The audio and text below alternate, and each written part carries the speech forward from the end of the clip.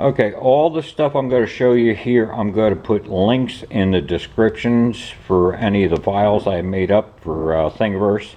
So check the description for where to find them.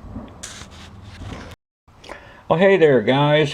Well, I'm into another bullet feeder build for cousin Dave here, and so I just wanted to show you a few things I've been doing here.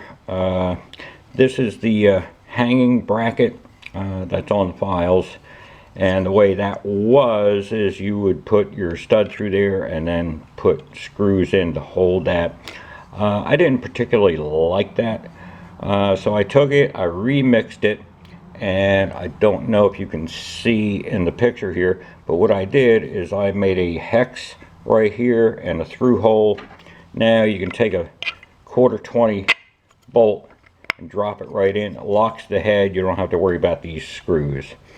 So I thought that was a good idea, so that's for that. Let's see here. This is the motor. This is the collar I showed in my earlier video. That's working really well. I made a spacer for it, and that would go onto there, and then that keeps this shoulder below the surface inside the unit itself. Those ended up being 20 millimeter by 3 millimeter screws, worked out to be the right size for that. So let me put this thing together and I'll show you some other stuff I've been doing.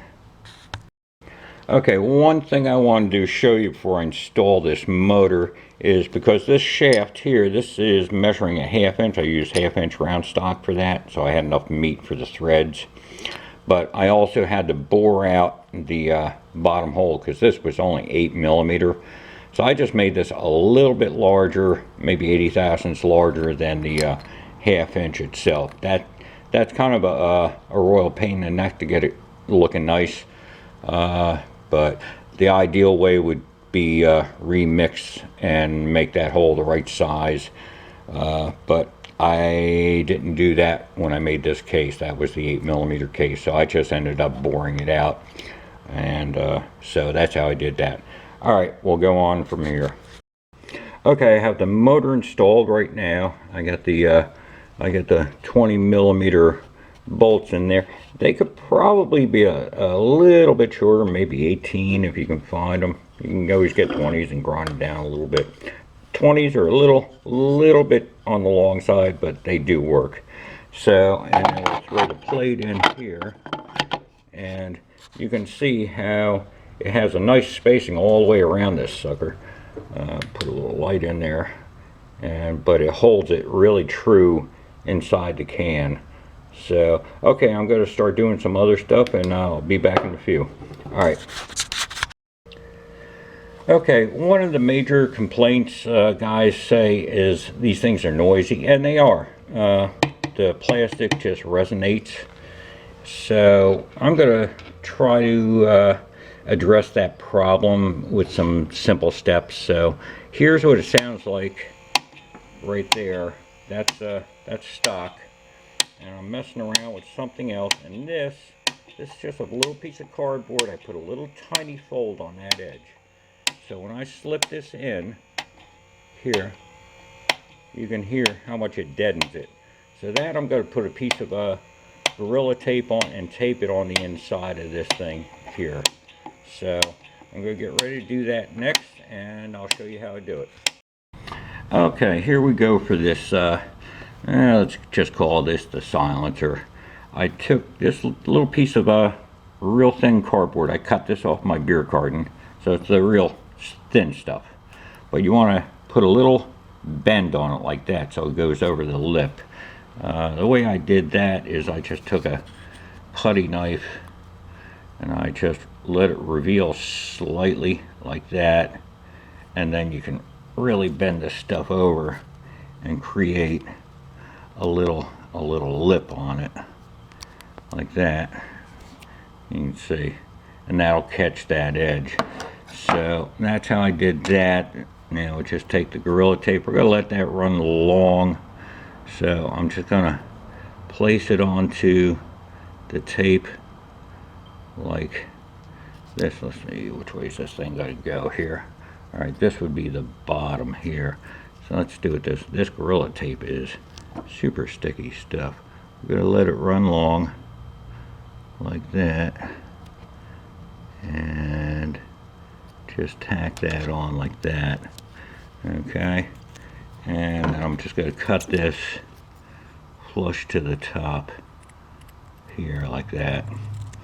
All right, we're going to leave the other edges long. So let me reset the camera for you, and we'll get into the next part of that. All right, so hang in for a few, and then we'll get into this part of it. Okay, we're ready to put this on now.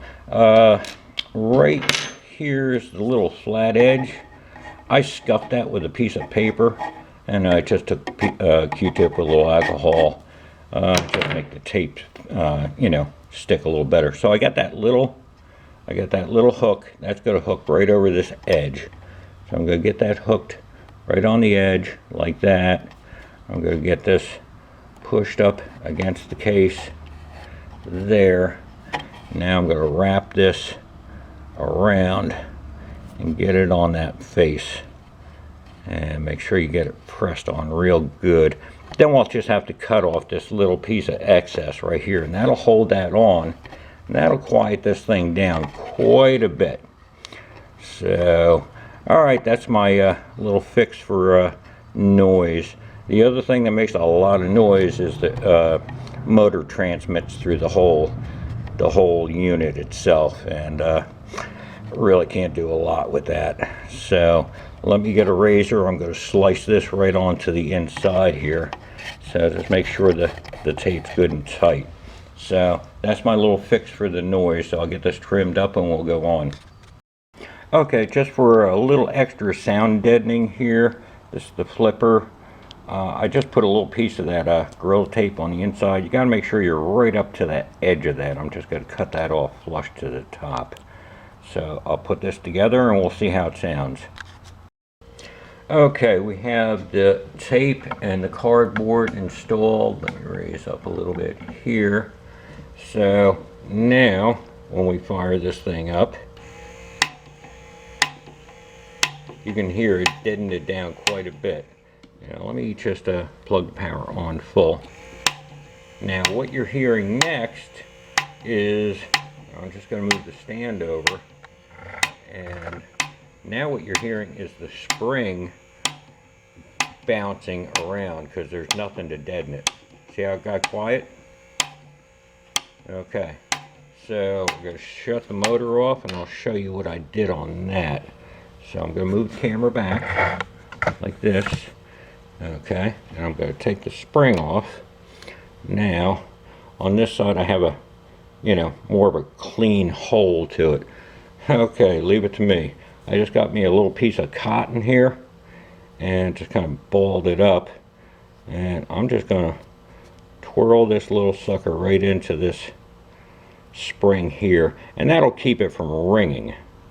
So we'll just keep on pushing this in. Let me get a little Allen wrench here and push this in like that. So you can see it at that end, you can see it at that end. Now I'll move the camera, reinstall, and we'll listen to this little puppy again. So, okay, let me raise the camera up a little bit, and we'll go for an install, and get this guy on first, and over to that. Make sure it's locked down so it don't go flying. Now, when we fire this thing up, that's a lot quieter than it was. So that was my improvement on trying to sound deaden this whole thing. So quite more to cover here. So let me shut this thing off and get ready for the next phase. Okay, the next place we get a lot of noise is from the feed springs themselves. As the bullet travels down, the spring just rings. So I was looking at it, and this is a large one. I'm working with the small right now. So I thought about it, and so what I came up with is, normally you have the end tip here, and that'll plug into your limit switch. So I ended up printing my own, because these come with the spring itself. I printed up my own, and I added a couple more on here. Now that's going to keep the ringing of that spring to a minimal now. So that's another way to quiet this thing down. So this plate here I made up for, and let me see if I can find the right container here. Right here. Cousin Dave wanted me to manufacture some sort of method to, these are 140 semi-wad cutters for the 38. And wad cutters are a pain in the neck because of that shoulder right there. That shoulder in the machines, the way the machine goes is, you know, it's catching that edge, so it doesn't know if it's the bottom or the top. So I really had to go through a lot of designing for plates for this thing. So let me put this aside. But yeah, I mean, I went crazy. I've been designing my own plates for a while now, and this box right here, there's like 20 of them in here. These are all failures. Every one's a little bit different than the other, and you know, I just kept on watching it, film it, put it in slow motion, see where it failed, and kept on modifying until I came up with something that did work. So this one here, actually I have one that doesn't have a spring on it, so it's right behind me. Let me grab that one. So I ended up putting Black Magic marker on here because I had to do a little hand filing on that little tiny edge. But you can see I created a trough in here. So the bullet is going to be forced. If it's up, it's going to catch this little edge right here, and that'll let it, you know, come over and go over to the flip over. If it's nose down, it's going to have to fall into this trough and follow this right up to the hole. So I'll get this hooked up and I'll show you how that works. Okay, one other thing on these feed plates I forgot to mention. Obviously I have the anti-flip on this, and it's real nice to have a set screw in the back so you don't have to go adjusting it all the time. So I put a set screw into this thing, but the hex head is actually on this side right here. I made a little holder for the Allen wrench that you need, so if you got to adjust it, you don't have to take it out. You can just go in and turn this a little bit side to side. You can move it in and out, and sometimes it's just a quarter or an eighth of a turn makes the difference in the world. So that's how I did that. The other thing that's always been a nuisance to me is on the side you have a little hole, and let me lower this down a little bit, and there's a screw that you would actually tighten down, and that would hold the plate tight. So I've been using an Allen screw, then you have to get an Allen wrench, and that's a pain in the neck too. So me being me, I said let's make this a little easier, and I just use a 632 screw in this thing, and I just thread into the plastic. So what I did is I had some threaded rod right here, and what I did to make it easier is I just had a 45 casing right here. I tapped the hole in that for the 632, stood it on end, put a little tape around the rod and the case itself, and I filled it full of JB Weld. So now when I go in with this, I can just thread this in here like this, and no wrench required, so I can just snug it up by hand and do a quick change. So let me get this thing hooked up and show it to you. Okay, we're almost ready here. I got the plate in. This is the nose guide. This is the 8mm nose guide that I put on Thingiverse. When I get done with this whole thing, if you guys want, I'll put this flip plate on, and the extra collars for the springs I'll put on. So right now we're ready to drop this plate on here, and get that in.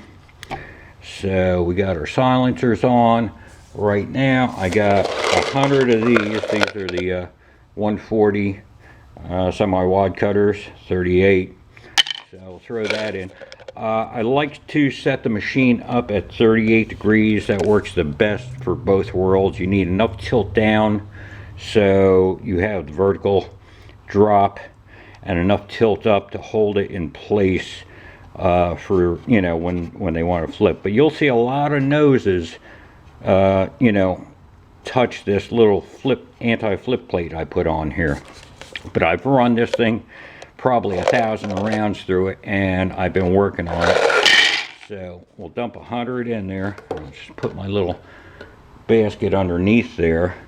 So, and I have a variable speed on this, so there we go. I'll turn up the speed a little bit. And maybe bring this down and let you watch it here.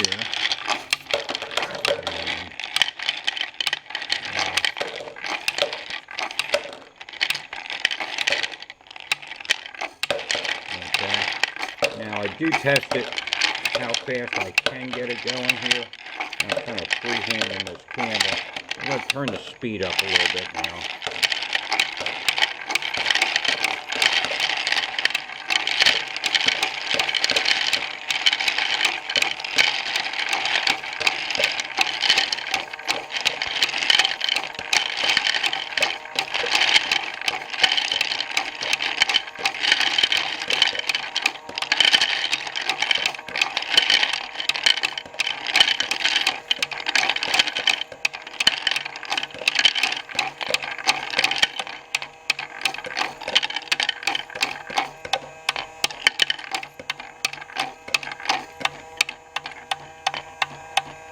And that's that. One more and that's it. But I've spent a lot of time on that flip plate. Now I ran it up almost full power. And I do that for testing. I wouldn't run it that high, but I use that as a guideline on how well this is going to perform. So that plate is specifically for those style bullets. Another, I don't even know where I got it. I got another plate here that'll work for basically everything else. Triangulated cone nosed bullets and round nosed bullets. They have to be, you know, at least the 124s because they're long enough. Anything short just makes everything go haywire. They jam up and stuff. So I'm going to do a plate change. I'm going to move the camera here and we'll do a plate change and I'll show you how easy it is. Okay, I'm going to show you how easy it is to swap this thing out. I always go with the same angle all the time. I adjust everything to that so you don't have to fart around with anything. So this is the other plate. This is basically for everything else. That, you know, that I'm running these here. They're, I think, 124 9mm, and so we're just gonna switch the plate out. This is the semi-wide cutter.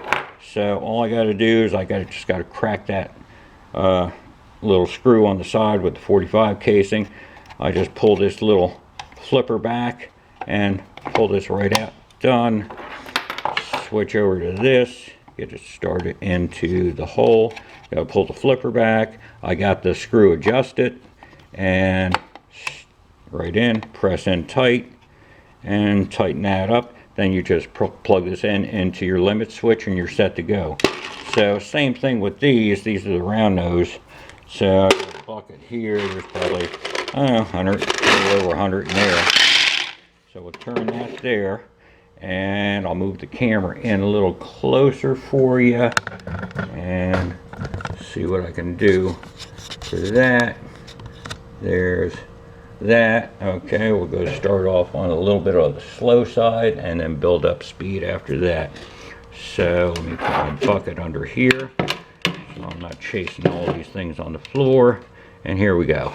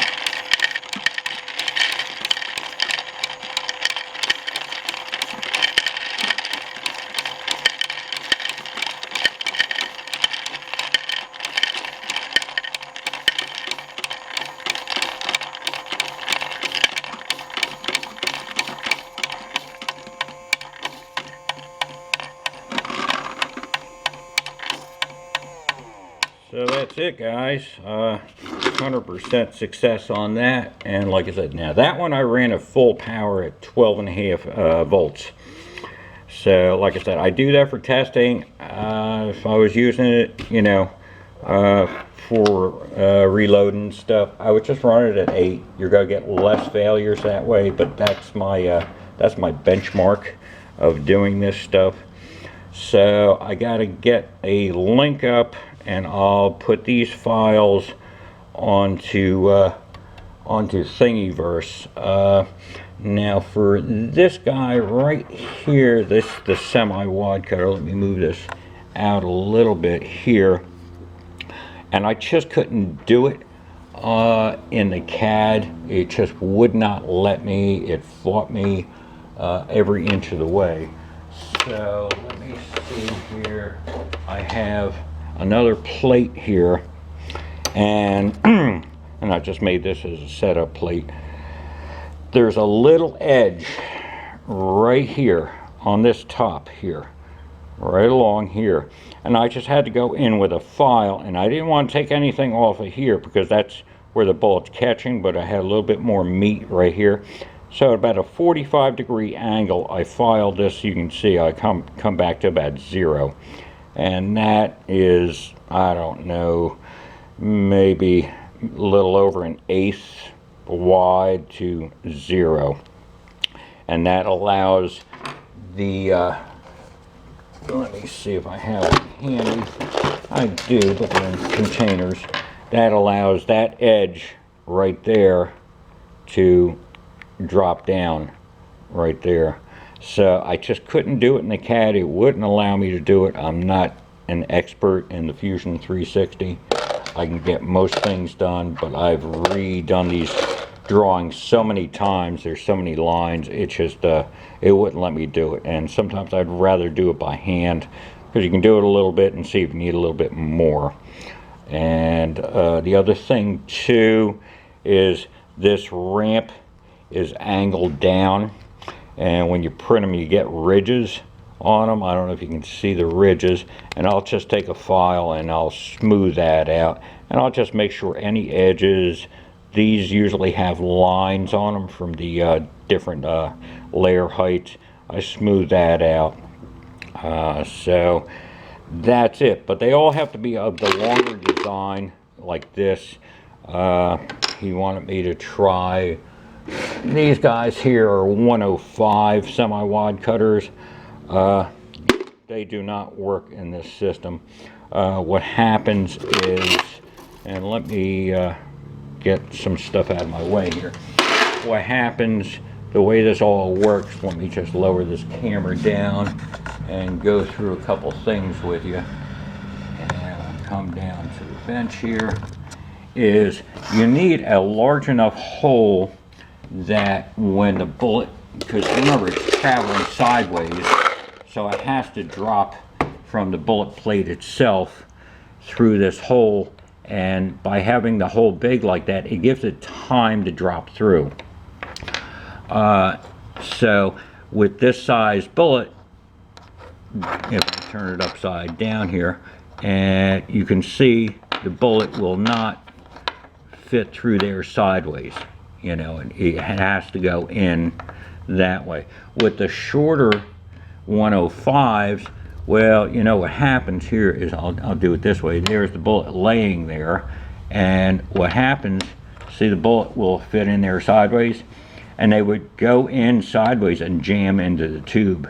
I messed around, I made a plate with a smaller hole, but it didn't give it the time to drop through that hole itself. I may mess with it later, but for now, I'm not doing any more with it. So that's the problem with the shorter bullets. I had some of these over here. No, there's a round nose. These over here, these are small hollow points, but they're short also, and they will fit in sideways. If they do that, guarantee it's going to jam. So these short ones, I don't have a solution right now. If I do, I'll come out with something. So now I gotta get some files together, so if guys want to download them, they can. Alright guys, take care. Okay, just to recap a few things here. The bullet plate itself, this is the one that's in the files that, you know, everybody has. I cleaned up the holes in here, and I can get a little reflection in there. When you print these things, once again, you get the lines from the layers. I just took a dowel with some 220 on it and went in there and smoothed that out, because I wanted the smoothest transition that I could get so the bullet wasn't hanging up. And just smooth everything out, and you know, I would just go slow with everything and make sure it doesn't jam. Adjust the feed plate in and out as needed.